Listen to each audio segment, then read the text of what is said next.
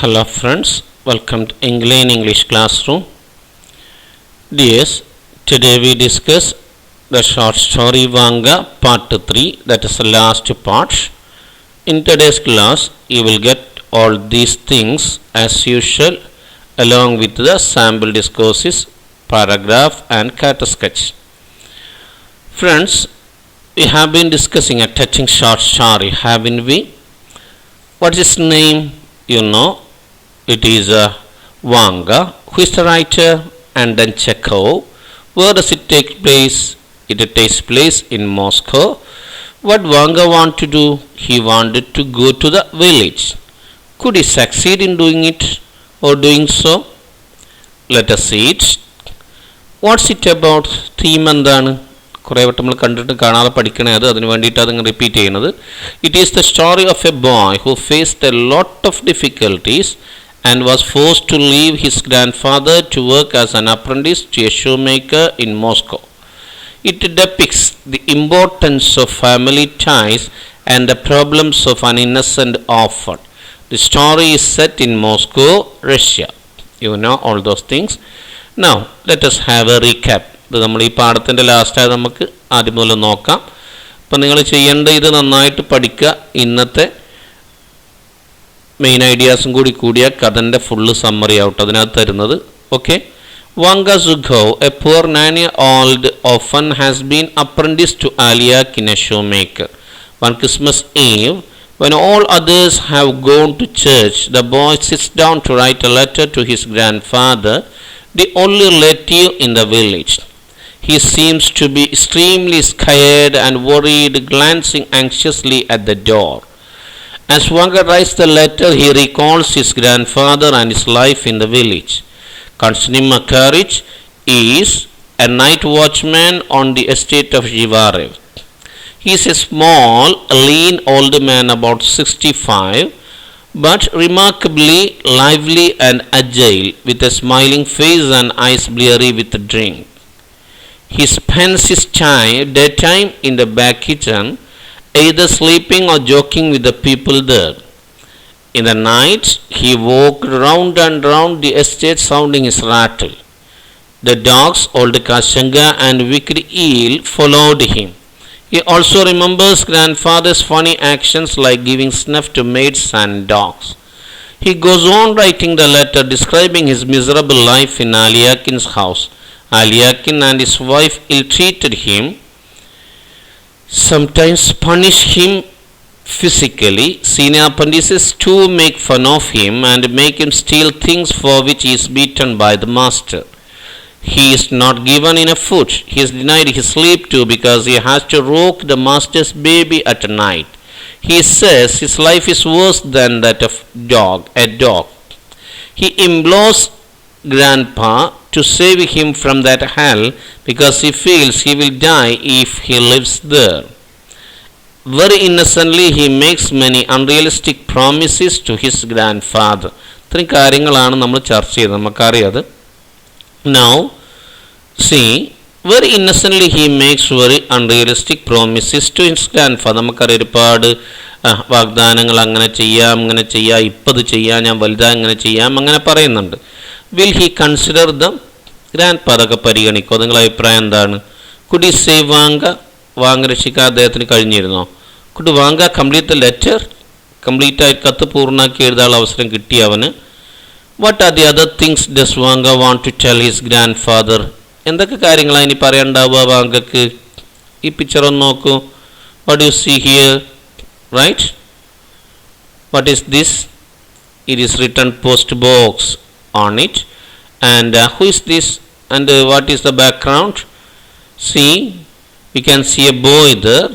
He is posting a letter, I think, right? Who is he? It is Vanga. What is he doing? He is posting a letter. Where is it? It is in Moscow. How is that place? You know, it is in a very beautiful, but you can see frost spread there. Now, we can learn all these things. Let us read the next paragraphs of the story together. വായിച്ചു നോക്കാം. നമുക്ക് നല്ല രസമാണ് കേട്ടോ. ഒരുപാട് അതിൻ്റെ ക്ലൈമാക്സിലേക്ക്, കൺക്ലൂഷനിലേക്ക് എത്താൻ നല്ല രസമാണ്. നേരത്തെ ചോദിച്ച ചോദ്യങ്ങൾക്ക് ഉത്തരം അതിലുണ്ടാവും. കൂടെ ശ്രദ്ധിച്ച് വായിക്കണേ. Moscow is such a big town. There are so many gentlemen's houses and such a lot of horses and no sheep, and the dogs are not a bit fierce.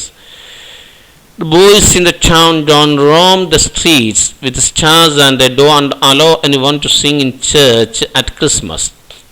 There were also seen selling fishing hooks that could even hold a sheatfish weighing 30 pounds. There are shops that have all sorts of guns like that, just like the ones the master has at home. They must cost 100 rubles each. In the butcher shops they sell grouse, woodcock and hares about which they don't say where they were shot.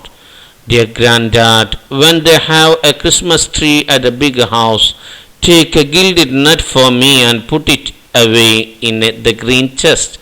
Ask Mr. Olga Ignatievna, tell her it's for Vanga. Vanga gave a sharp sigh and once more gazed at the window pane. He remembered his grandfather going to get a Christmas tree for the January and taking his grandson with him.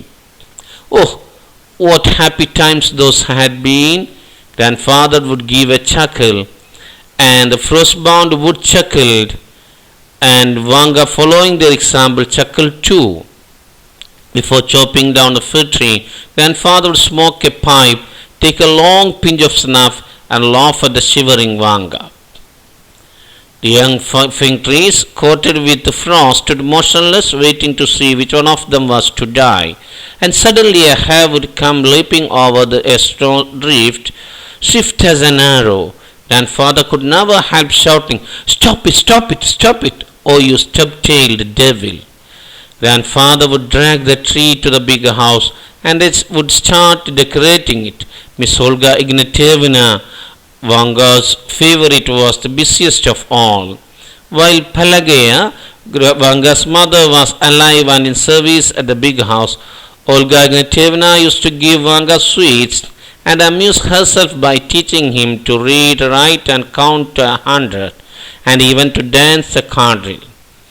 But when Pelageya died, the orphaned Vanga was sent down to the back kitchen to his grandfather, and from there to Moscow to Alyakin the shoemaker. "Come to me, dear Grandad," continued Vanga. "I beg you, for Christ's sake, take me away from here. Pity me, unhappy orphan. They beat me all the time, and I am always hungry, and I am so miserable here. I can tell you, I cry all the time, and one day the master hit me over the head with a last, and I fell down and thought I would never get up again. I have such a miserable life, worse than a dog's. And I send my love to Alyona one-eyed ago and the coachman, and don't give my concertina to anyone. I remain your grandson Ivan Sukhov. Dear Grandad, do come." Vanga folded the sheet of paper in four and put it into an envelope which he had bought the day before for a kopeck. Then he paused to think, dipped his pen into ink pot and wrote to Grandfather in the village, scratched his head, thought again, then added to Konstantin Makarich. Pleased that no one had prevented him from writing, he put on his cap and ran out into the street without putting his coat on over his shirt. The men at the butcher told him, when he asked them the day before, that letters are put into letter boxes, and from these boxes sent all over the world on mail coaches with 3 horses and drunken drivers and jingling bells. Vanga ran as far as the nearest letter box and dropped his precious letter into the slit.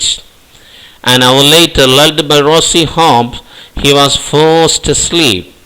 He dreamed of a stove. Under starlight sat his grandfather, his barefoot dangling, reading the letter to the cooks. He was walking backwards and forwards in front of the stove, wagging its tail. Clear, dears? മനസ്സിലായിട്ട് അവിടെ ഒരു dangling മതിയെ. Clear ആണല്ലോ? Okay, right dears? Now I think you got some ideas. Let us see some questions, right? What does Vanga say about Moscow എന്താണ് മോസ്കോനെ പറ്റിയിട്ട് Vanga പറയുന്നത്? നമുക്കറിയാം, ഒരുപാട് കാര്യങ്ങൾ പറയുന്നുണ്ട്. He compares Moscow with his village, you know that, and you can answer it. I think you have the text book, നോക്കിയിട്ട് ഞങ്ങൾക്ക് പറയാലോ. What does he see in the butcher shop? എന്തൊക്കെയാണ് അവിടെ കണ്ടത്? ബുച്ചർ ഷോപ്പിൽ കണ്ട കാര്യങ്ങൾ നമുക്കറിയാലോ. പറയാൻ ശ്രമിക്കണേ. Who was Vanka's favourite? ആരാണ് വാങ്കൻ്റെ ഏറ്റവും മോസ്റ്റ് ബിലവ്ഡ്? ആരാണ്? നിങ്ങൾക്കറിയാം, ഓൾഗ ഇഗ്നറ്റീവിനെയാണ്. വൈ? എന്തുകൊണ്ടാണ് അങ്ങനെ മോസ്റ്റ് ബിലവ്ഡ് ആകാൻ കാരണം? അവർ ചെയ്ത കാര്യങ്ങളൊക്കെ അതിലുണ്ട്, നിങ്ങൾ കണ്ടിട്ടുണ്ടാവും. Who was Vanka's mother? Pelageya. What life did Vanka have those days? എങ്ങനത്തെ ജീവിതം അവനുണ്ടായിരുന്ന അവിടെ? Miserable life, you know. How did come to an end? Sorry, വില്ലേജിൽ എങ്ങനത്തെ ഉണ്ടായിരുന്നു? It was happy one, right? And how did it come to an end? After the death of Pelagia, his mother, he was sent to back kitchen and from there to Moscow. Now that, what did he do with the letter after writing it? എന്താ എഴുതിയിട്ട് ചെയ്തത്? He folded it, put it in an envelope and he posted it. You know all these things. Now dears, but we have to know something else. So let us read the paragraphs again silently. Please note the important words. Right? Read on.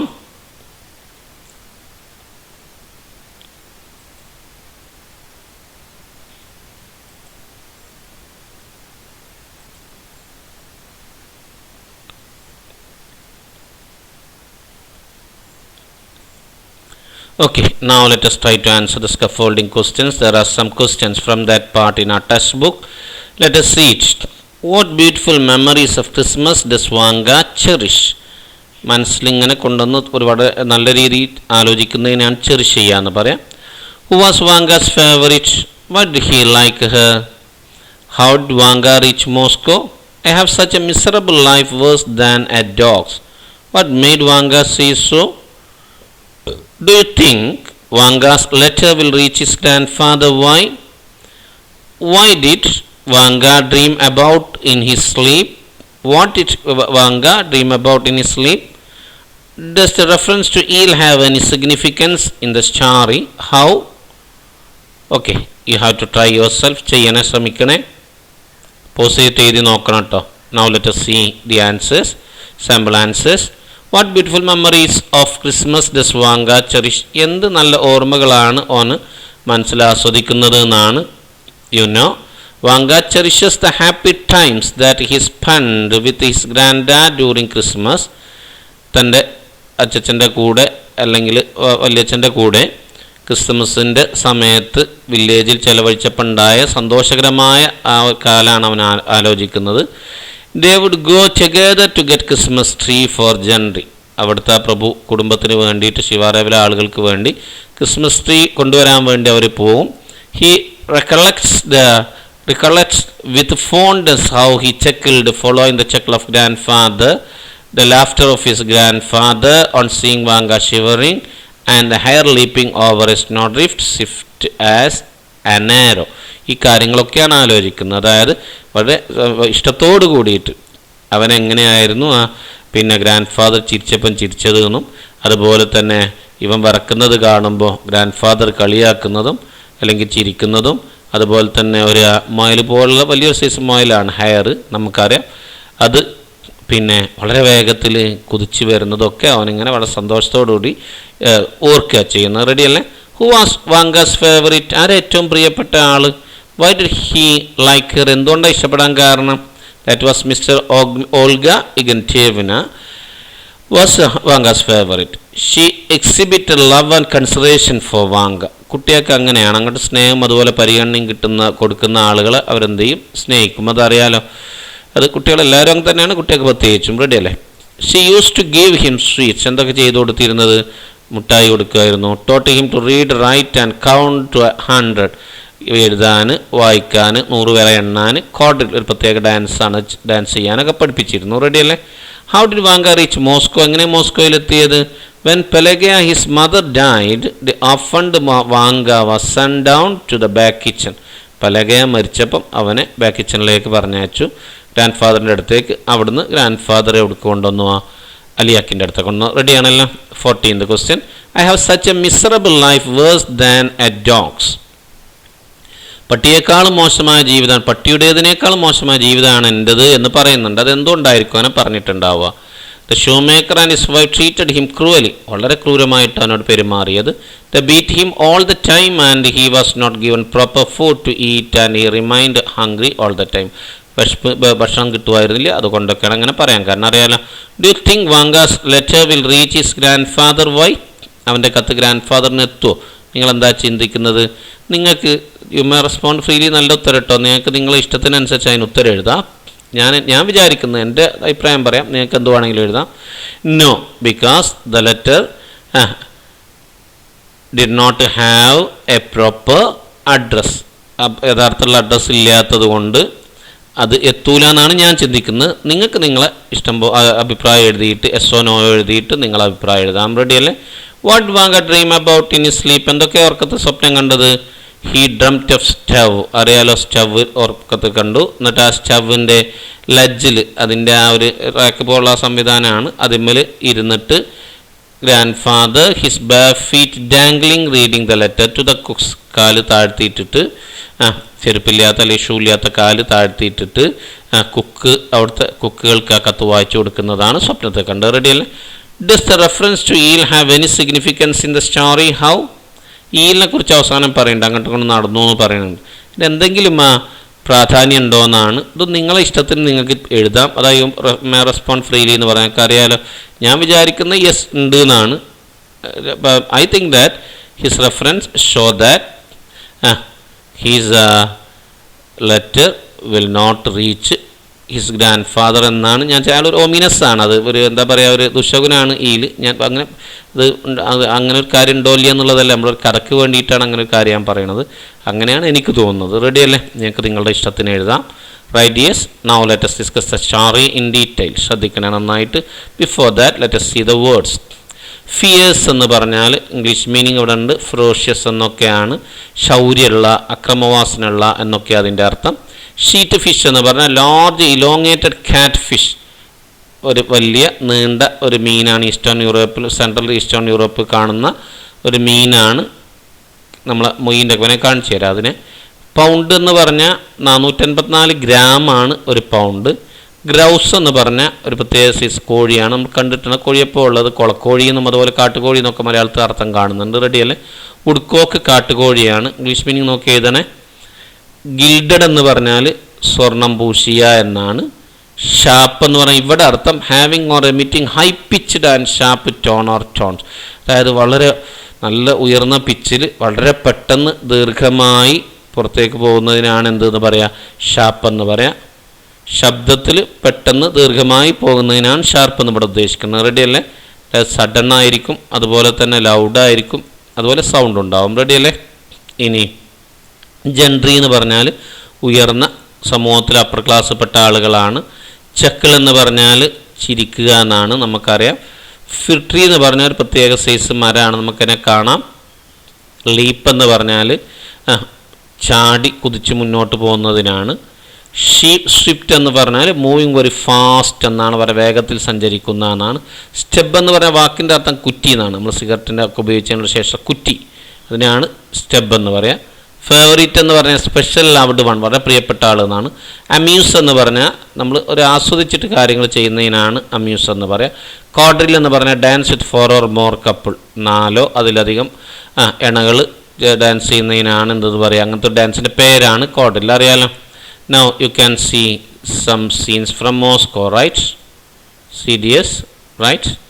Now this is fir tree, right? കോണാകൃതിയിൽ, സ്തൂപികാകൃതിയിൽ, കോണിൻ്റെ അതായത് സ്തൂപികാകൃതിയുള്ളൊരു മരമാണ്. ഇതുപയോഗിച്ചാണ് സാധാരണ Christmas tree ഒക്കെ ഉണ്ടാക്കുക, decorate ചെയ്ത ട്രീ ആണ്. Ready dears? Right? Now this is grouse, this is woodcock, this is sheat fish and this is hare. Hare എന്ന് പറഞ്ഞാൽ പറഞ്ഞു swift timid long eared mammal larger than a rabbit having a divided upper lip and long hind legs, young born furred and with open eyes എന്നാണ്.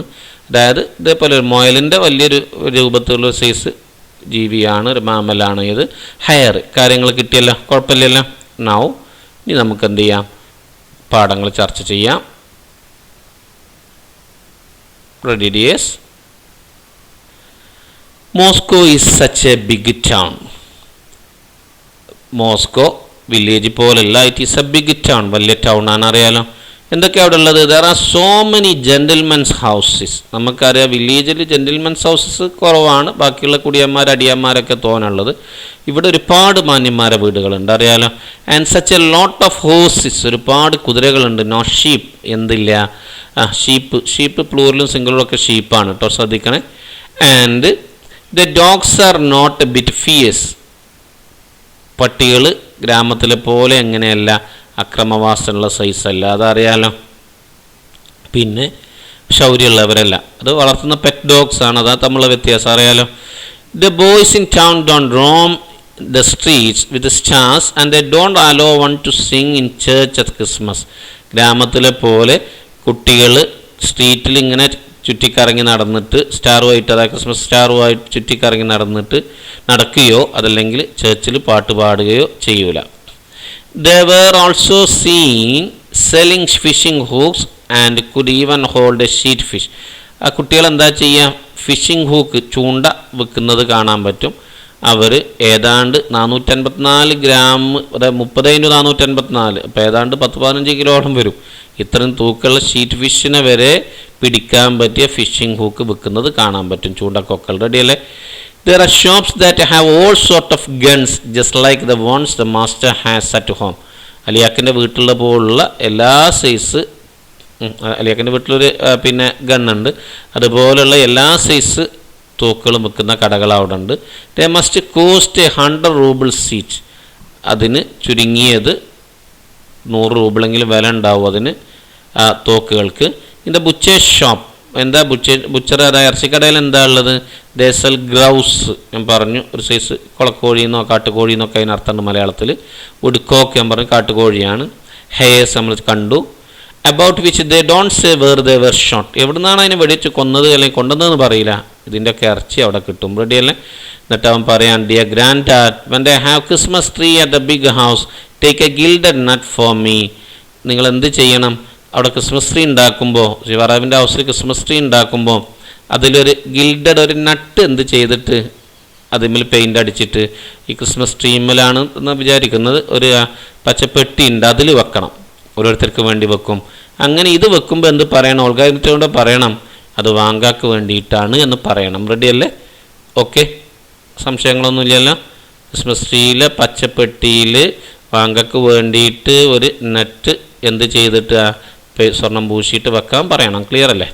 Now Vanka gave a sharp sigh. ഇതൊക്കെ പറയുമ്പോൾ വല്ലാത്ത ദീർഘമായൊരു ഏത് വിടുകയാണ്, നിശ്വാസം വിടുകയാണ്. Sharp ഞാൻ പറഞ്ഞല്ലോ, നല്ല ഒച്ചത്തിൽ വളരെ ഡീപ്പായിട്ട് വളരെ ശബ്ദത്തിൽ പോകുന്നതിനാണ് എന്തെന്ന് പറയാം പറഞ്ഞിട്ട് പോകുന്നതിനാണ് എന്തെന്ന് പറയാം, ഷാർപ്പ് എന്ന് പറയാം.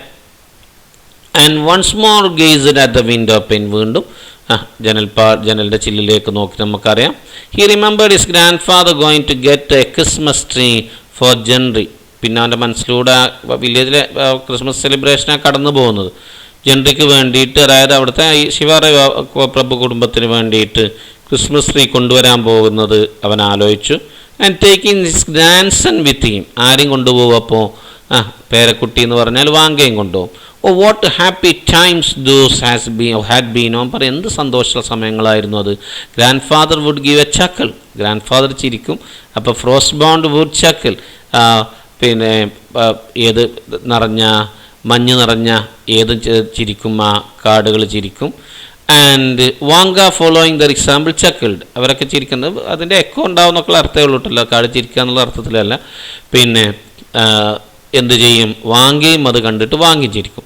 Before chopping down the fig tree grand father would smoke a pipe. മരം മുറിക്കുന്നതിന് മുമ്പ് അദ്ദേഹം ഒരു പൈപ്പ് വലിക്കും, അതായത് പുകയില വലിക്കും. എന്നിട്ടോ and take a long pinch of snuff.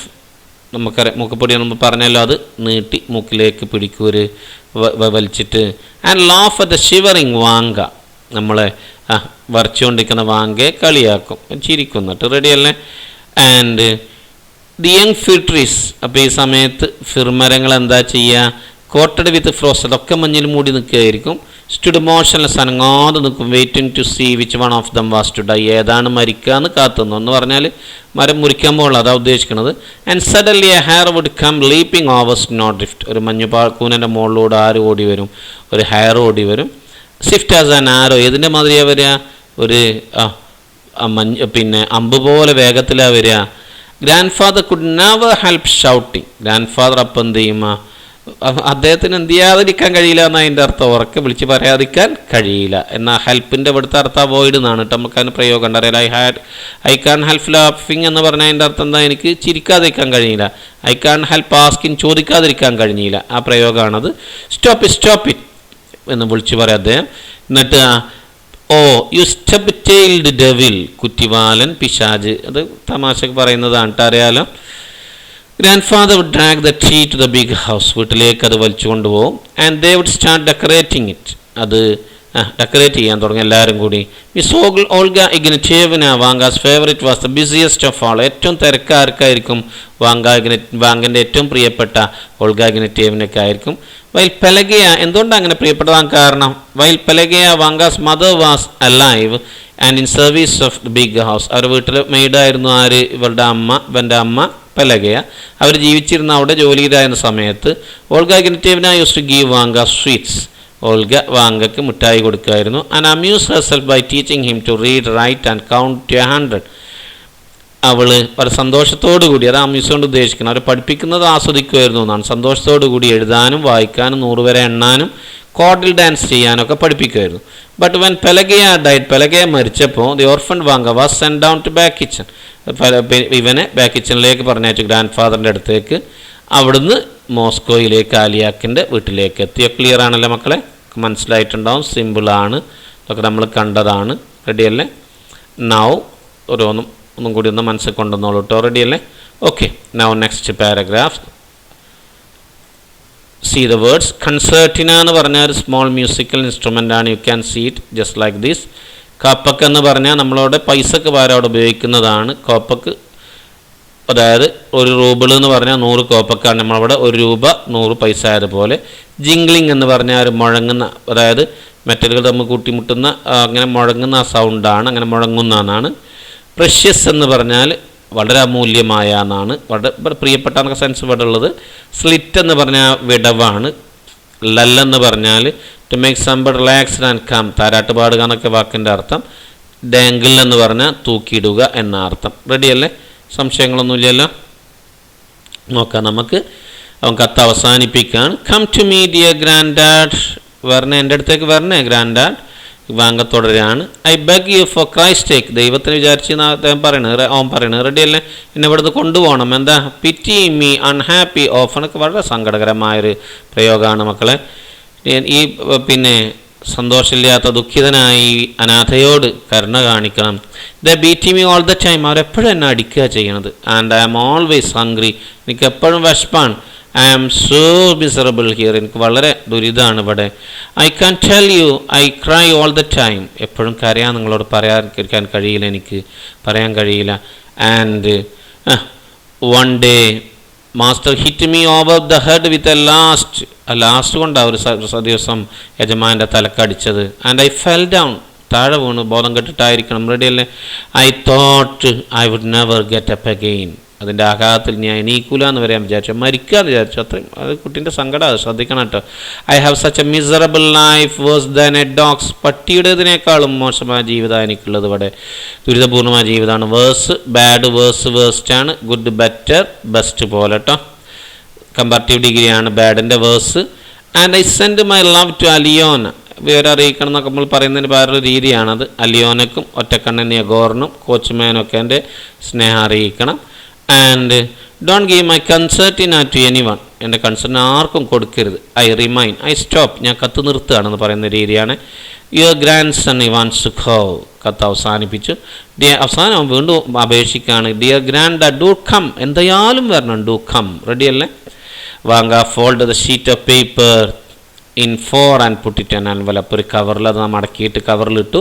Which you had bought the day before for a kopeck, ഒരു കോപ്പക്കിന് വേണ്ടി, ഒരു കോപ്പക്ക് എന്ന് പറഞ്ഞാൽ ഒരു പൈസ നമ്മളെടുത്ത് അത് കൊടുത്തിട്ട് തലേന്ന് വാങ്ങിയതായിരുന്നു, അതിലിട്ടു.